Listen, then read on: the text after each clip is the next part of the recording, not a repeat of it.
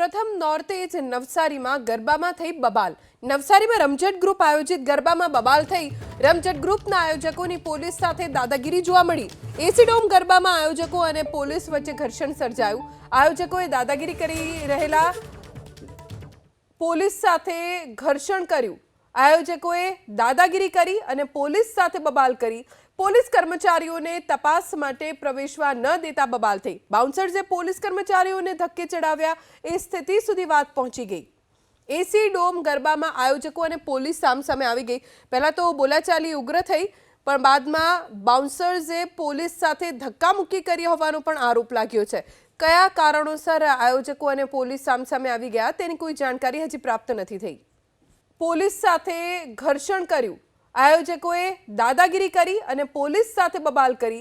Police કર્મચારીઓને તપાસ માટે પ્રવેશવા ન દેતા બબાલ થઈ। બાઉન્સર્સે પોલીસ કર્મચારીઓને ધક્કે ચડાવ્યા। એ સ્થિતિ સુધી વાત પહોંચી ગઈ।